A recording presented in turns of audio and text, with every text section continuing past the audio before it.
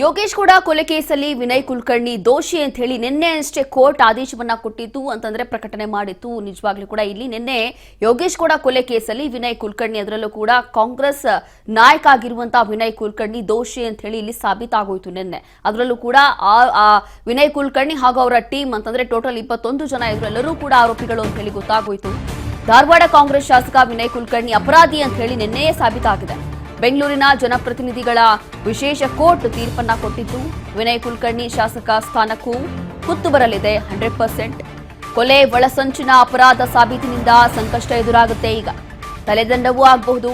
ಕಾರಣ ಏನು ಅಂತಂದ್ರೆ ಈಗ ಕಾಂಗ್ರೆಸ್ ಶಾಸಕ ವಿನಯ್ ಕುಲಕರ್ಣಿ ಅಪರಾಧಿ ಅಂತ ಹೇಳಿ ಕೋರ್ಟ್ ನಿನ್ನೆ ತೀರ್ಪನ್ನ ಕೊಟ್ಟಿತ್ತು.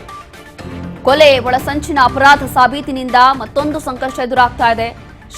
ಶಾಸಕ ಸ್ಥಾನವೂ ಕೂಡ ಕಳೆದುಕೊಳ್ತಾರಾ ವಿನಯ್ ಕುಲಕರ್ಣಿ ಅನ್ನೋ ಪ್ರಶ್ನೆ ಈಗ. ಈಗಾಗಲೇ ಪರಪ್ಪನಗ್ರಹಾರ ಜೈಲು ಪಾಲಾಗಿದ್ದಾರೆ ವಿನಯ್ ಕುಲಕರ್ಣಿ. ಪರಪ್ಪನಗ್ರಹಾರ ಜೈಲು ಪಾಲಾಗಿದ್ದಾರೆ ವಿನಯ್ ಕುಲಕರ್ಣಿ. ಈಗಾಗಲೇ ನಿನ್ನೆ ಕೋರ್ಟ್ ಒಂದು ತೀರ್ಪನ್ನ ಕೊಟ್ಟಿತ್ತು. ವಿನಯ್ ಕುಲಕರ್ಣಿ ಅಪರಾಧಿ ಹಾಗೂ ಅವರ ಗ್ಯಾಂಗ್ ಕೂಡ ಅದರಲ್ಲಿ ಅಪರಾಧಿಗಳು ಅಂತ ಹೇಳಿ ನಿನ್ನೆ ಅಷ್ಟೇ ಸಾಬೀತಾಗೋಯ್ತು. ಅದರಲ್ಲೂ ಕೂಡ ಸುಮಾರು 10ರಿಂದ 12 ವರ್ಷಗಳು ನಡೆದಿರುವಂತಹ ಈ ಒಂದು ಪ್ರಕರಣ ಏನಿದೆ ಈಗ ಫೈನಲಿ ನಿನ್ನೆ ಸಾಬೀತಾಗುತ್ತೆ. ಕಾಂಗ್ರೆಸ್ ಶಾಸಕ ವಿನಯ್ ಕುಲಕರ್ಣಿ ಅಪರಾಧಿ ಅಂತ ಹೇಳಿ ಗೊತ್ತಾಯ್ತು. ಬಿಜೆಪಿ ನಾಯಕ ಆಗಿದ್ದಂತಹ ಯೋಗೀಶ್ ಗೌಡ ಅವರನ್ನ ಭೀಕರವಾಗಿ ಹತ್ಯೆ ಮಾಡಲಾಗಿತ್ತು. ಫೈನಲಿ ಯೋಗೀಶ್ ಗೌಡ ಅವ್ರ ಮತ್ತೆ ಅವರ ಕುಟುಂಬಕ್ಕೆ ನ್ಯಾಯ ಸಿಗಿತು ಅಂತ ಹೇಳಿ ಒಂದು ಕಡೆ ವಿರೋಧ ಪಕ್ಷದವರು ಇಲ್ಲಿ ಟೀಕೆ ಮಾಡ್ತಿದ್ದಾರೆ. ಇನ್ನು ವಿನಯ್ ಕುಲಕರ್ಣಿಗೆ ಗಲ್ಲು ಶಿಕ್ಷೆನೋ ಅಥವಾ ಜೀವಾವಧಿಯೋ ಇವತ್ತು ಗೊತ್ತಾಗುತ್ತೆ. ಅದು ಇಂದು ಶಿಕ್ಷೆ ಪ್ರಮಾಣ ಪ್ರಕಟಣೆ ಮಾಡುತ್ತೆ ವಿಶೇಷ ಕೋರ್ಟ್. ಜನಪ್ರತಿನಿಧಿಗಳ ವಿಶೇಷ ಕೋರ್ಟ್ನಲ್ಲಿ ಇಂದು ಶಿಕ್ಷೆ ಪ್ರಕಟ ಆಗುತ್ತೆ. ನಿನ್ನೆ ಅಪರಾಧಿ ಅಂತ ಹೇಳಿ ಸಾಬೀತಾಗಿದೆ ವಿನಯ್ ಕುಲಕರ್ಣಿ. ಇವತ್ತು ವಿನಯ್ ಕುಲಕರ್ಣಿಗೆ ಗಲ್ಲು ಶಿಕ್ಷೆ ಆಗುತ್ತಾ ಅಥವಾ ಜೀವಾವಧಿ ಶಿಕ್ಷೆ ಆಗುತ್ತಾ ಅಂತ ಹೇಳಿ ಗೊತ್ತಿಲ್ಲ. ಇವತ್ತು ಶಿಕ್ಷೆ ಪ್ರಮಾಣ ಪ್ರಕಟಣೆ ಮಾಡುತ್ತೆ ವಿಶೇಷ ಕೋರ್ಟ್. ಜನಪ್ರತಿನಿಧಿಗಳ ವಿಶೇಷ ಕೋರ್ಟ್ನಲ್ಲಿ ಇಂದು ಶಿಕ್ಷೆ ಪ್ರಕಟ ಆಗುತ್ತೆ. ಇಂತಹ ಕೇಸ್ಗಳಲ್ಲಿ ಆಲ್ಮೋಸ್ಟ್ ನೋಡೋದಾದ್ರೆ 10 ವರ್ಷ ಇಲ್ಲ ಅಂತಂದ್ರೆ 10 ವರ್ಷ ಜೈಲು ಆಗೇ ಆಗುತ್ತೆ. ಅದಾದ ನಂತರ ಅದಕ್ಕೂ ಮೀರಿ ಅಂತಂದ್ರೆ ಇಲ್ಲಿ ಜೀವಾವಧಿ ಶಿಕ್ಷೆ ಆಗಬಹುದು.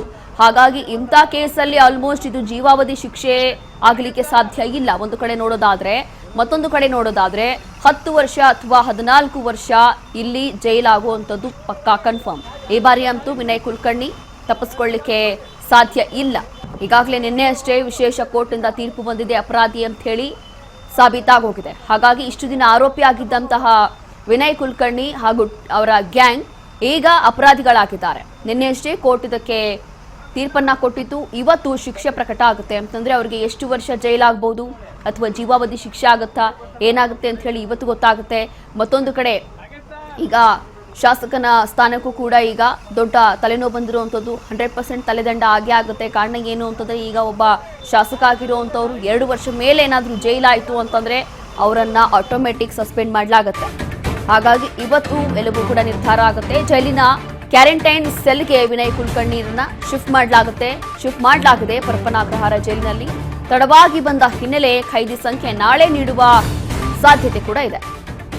ಕೆಲ ದಿನಗಳು ಕ್ವಾರಂಟೈನ್ ಸೆಲ್ನಲ್ಲೇ ಇಡಲಿರುವಂತಹ ಜೈಲಧಿಕಾರಿಗಳು ಎಲ್ಲಾ ಪ್ರೊಸೀಜರ್ ಮುಗಿದ ನಂತರ ಮೈನ್ ಜೈಲಿಗೆ ಶಿಫ್ಟ್ ಮಾಡುವಂತ ಸಾಧ್ಯತೆ ಇದೆ. ಹೀಗೆ ಎಲ್ಲಾ ಪ್ರೊಸೀಜರ್ಗಳನ್ನ ಮುಗಿಸ್ತಾ ಇದ್ದಾರೆ. ನಂತರ ಮೇನ್ ಜೈಲಿಗೆ ಶಿಫ್ಟ್ ಮಾಡಬಹುದು.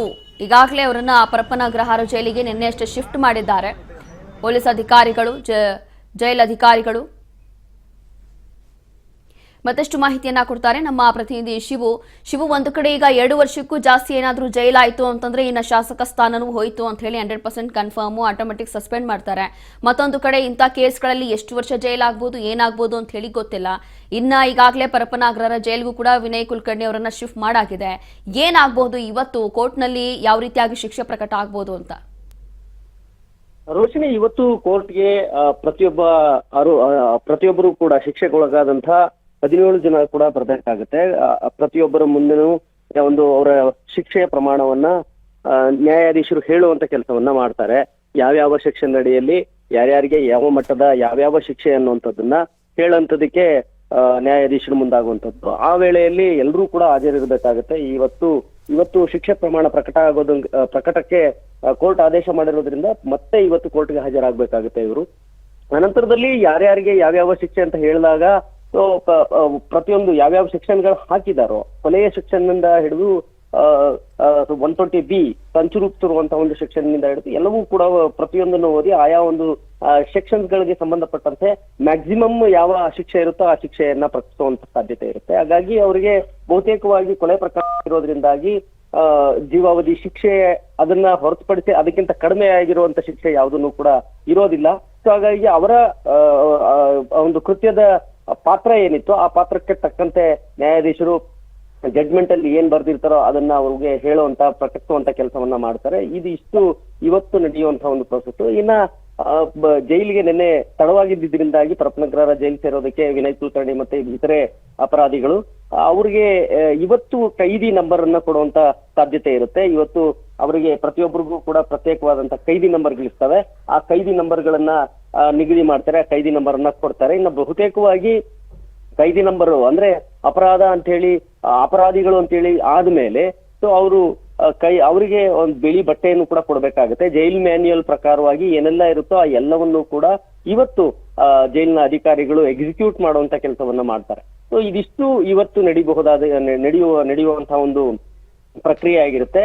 ಇನ್ನ ವಿನಯ್ ಕುಲಕರ್ಣಿಗೆ ಯಾವ್ದು 2 ವರ್ಷಕ್ಕಿಂತ ಮೇಲ್ಪಟ್ಟು ಶಿಕ್ಷೆ ಆದ್ರೆ ಅವರ ಶಾಸಕತ್ವ ಸ್ಥಾನ ಅದು ಆಟೋಮೆಟಿಕ್ ಆಗಿ ಹೋಗುತ್ತೆ. ಸೊ ಅವರಿಗೆ ಶಾಸಕತ್ವ ಸ್ಥಾನ ಅಂದ್ರೆ ಶಾಸಕರಾಗಿ ಇರೋದನ್ನ ಅವ್ರು ರದ್ದಾಗುತ್ತೆ.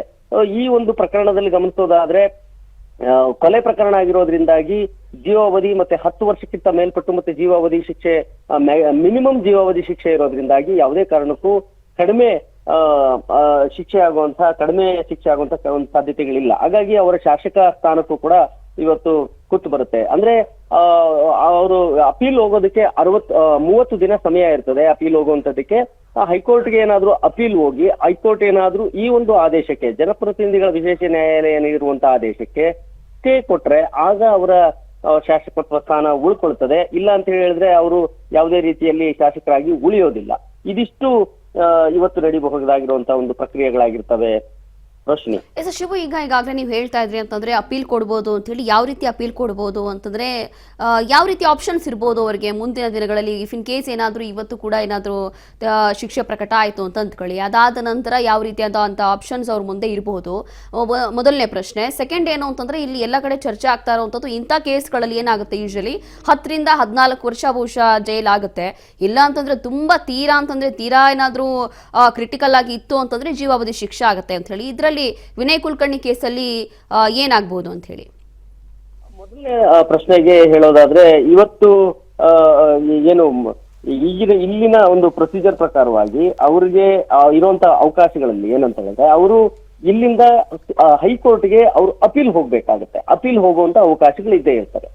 ಟ್ರಯಲ್ ಕೋರ್ಟ್ ನಲ್ಲಿ ಕೊಟ್ಟಿರುವಂತಹ ಒಂದು ಆದೇಶ ಏನಿದೆ, ಆ ತೀರ್ಪೇನಿದೆ, ತೀರ್ಪಿಗೆ ತಡೆ ನೀಡಿ, ಯಾಕೆಂತ ಹೇಳಿದ್ರೆ ನಾವು ನಿರಪರಾಧಿಗಳಿದ್ದೇವೆ, ನಮ್ಮನ್ನು ನಾವು ಮತ್ತೆ ಸಾಬೀತು ಮಾಡ್ಕೊಳ್ತೇವೆ ಅನ್ನೋದನ್ನ ಮೇಲ್ಮನವಿ ಸಲ್ಲಿಸ್ಕೊಳ್ಳುವಂಥದಕ್ಕೆ ಪ್ರತಿಯೊಬ್ಬ ವ್ಯಕ್ತಿಗೂ ಕೂಡ ಅವಕಾಶ ಇರುತ್ತೆ. ಅದೇ ರೀತಿಯಲ್ಲಿ ಮೇಲ್ಮನವಿಗೆ ಖಂಡಿತವಾಗ್ಲೂ ಎಲ್ಲಾ ಆರೋಪಿಗಳು ಹೈಕೋರ್ಟ್ಗೆ ಮೇಲ್ಮನವಿಗೆ ಹೋಗ್ತಾರೆ. ಮೇಲ್ಮನವಿಗೆ ಹೋದಂತ ಸಂದರ್ಭದಲ್ಲೇ ಅವರು ಈ ಒಂದು ಆದೇಶವನ್ನ ಚಾಲೆಂಜ್ ಮಾಡ್ತಾರೆ. ಚಾಲೆಂಜ್ ಮಾಡಿ ನಮಗೆ ಮತ್ತೆ ಅವಕಾಶ ಕೊಡಬೇಕು ನಮ್ಮ ವಾದವನ್ನ ಮಂಡನೆ ಮಾಡುವಂತದಕ್ಕೆ ಹೈಕೋರ್ಟ್ ಪೀಠದಲ್ಲಿ ಅಂತ ಹೇಳಿ ಕೇಳ್ಕೊಳ್ತಾರೆ. ಈ ವೇಳೆಯಲ್ಲಿ ಸೈಮಲ್ಟೇನಿಯಸ್ಲಿನೇ ಅವರು ಜಾಮೀನ್ಗೂ ಕೂಡ ಅರ್ಜಿ ಹಾಕೊಳ್ಳುವಂತ ಸಾಧ್ಯತೆ ಇದೆ. ಆಗ ಕೋರ್ಟ್ ಸಾಮಾನ್ಯವಾಗಿ ಯಾವ ಪ್ರಮಾಣದ ಶಿಕ್ಷೆ ಕೊಟ್ಟಿರ್ತಾರೆ ಅನ್ನುವಂಥದ್ದನ್ನ ಗಮನಿಸಿ ಮತ್ತೆ ಎಲ್ಲವನ್ನೂ ಕೂಡ ಗಮನಿಸುವಂತಹ ಹೈಕೋರ್ಟ್ ಪೀಠ ಅವರಿಗೆ ಯಾವ ರೀತಿಯಾಗಿ ಕನ್ವಿನ್ಸ್ ಆಗುತ್ತೆ ಪೀಠಕ್ಕೆ ಅನ್ನುವಂಥದ್ದು ನೋಡ್ಕೊಂಡು ಪೀಠ ಸ್ಟೇ ಕೊಡಬಹುದು, ವಿಚಾರಣೆಗೆ ಮುಂದಾಗಬಹುದು, ತಕ್ಷಣವೇ ಕೊಡಬಹುದು, ಇಲ್ಲ ಮತ್ತಷ್ಟು ಈ ಒಂದು ಕೇಸ್ನ ಅಡ್ಮಿಟ್ ಮಾಡ್ಕೊಳ್ಳೋದಕ್ಕೆ ನಿಮ್ಗಿರುವಂತಹ ಅಂಶಗಳನ್ನ ಹೇಳಿ